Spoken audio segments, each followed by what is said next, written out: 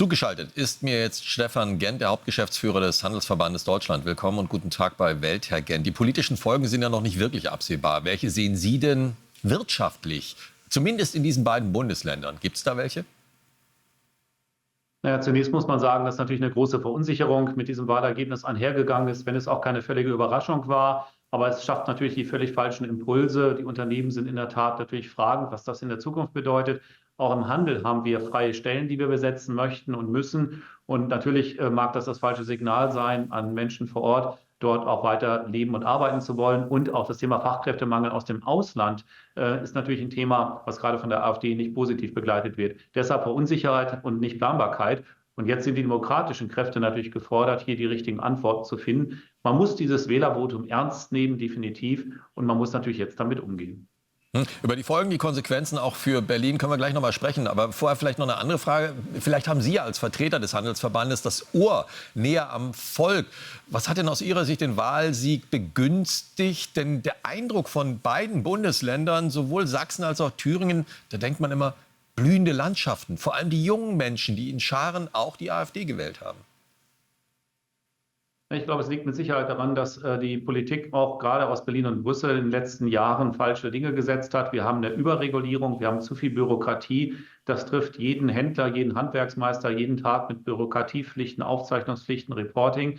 Wenngleich wir immer Herausforderungen haben. Und in der Tat sehen wir das im Handel. Es gibt keine andere Branche, die so eng am Verbraucher ist wie der Einzelhandel mit 50 Millionen Kundenkontakten jeden Tag. Und man muss auf der anderen Seite sehen, wenn 30% jetzt die AfD gewählt haben, gehe ich fest davon aus, dass das nicht 30% rechtsextreme Wähler sind, sondern es Menschen, die tief verunsichert sind, die nicht die richtigen Antworten in der Politik gesehen haben. Daran muss man ansetzen. Wir fordern das als HDI auch schon lange, ein Rückbesinnen auf die wirklichen Themen und beispielsweise weniger Bürokratie und mehr unternehmerische Freiheiten natürlich auch umzusetzen. Denn wir sind natürlich jeden Tag in einem wirklichen Wettbewerb und in großen Herausforderungen gebunden. Das trifft in den Bundesländern genauso zu wie natürlich auf der Bundesebene.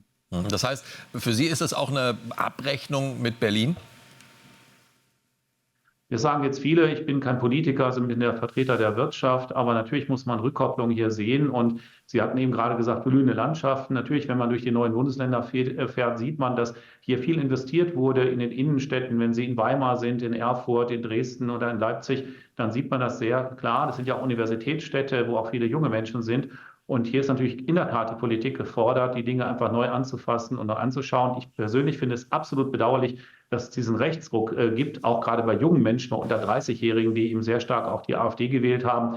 Das ist eine Frage, die man so einfach nicht klären kann. Und ich sehe eine große Gefahr darin, mit dem Rechtsruck können wir nicht die richtigen Antworten auf die Fragen geben, die wir heute haben. Es schafft diese Verunsicherung und vor allen Dingen ist es nicht das richtige Menschenbild, mit dem wir eigentlich aufgewachsen sind oder leben. Ich persönlich beispielsweise auch. Und deshalb habe ich natürlich schon Probleme mit einer in Thüringen gesichert als rechtsextrem geltenden Partei, die jetzt ein so klares Wahlergebnis eingefahren hat. Und das ist die große Herausforderung, nicht nur für Parteien und Politiker, sondern für uns als gesamte Gesellschaft.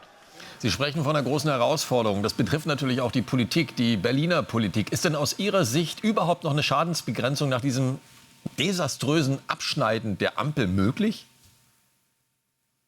Es ist sicherlich schwierig. Wie gesagt, ich bin kein Politiker. Wir haben natürlich auch täglichen Kontakt natürlich mit den Ampelfraktionen, aber auch mit der Opposition jetzt hier in Berlin in dieser Politikbegleitung. Und natürlich ist die Frage, wie geht das jetzt weiter? Wir haben nächstes Jahr erst die Bundestagswahlen 2025. Und wir haben in der Tat jetzt auch große Herausforderungen auf der Bundesebene, die es zu bewältigen gilt.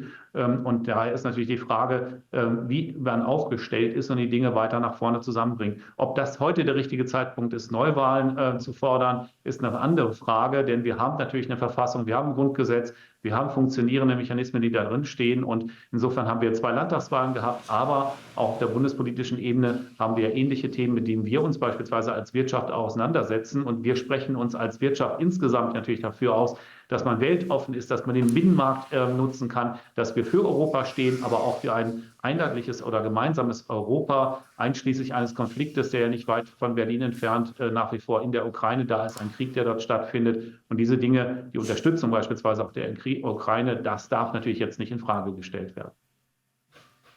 Sagt Stefan Gent. Recht vielen Dank, Herr Gent, für das Gespräch. Danke Ihnen.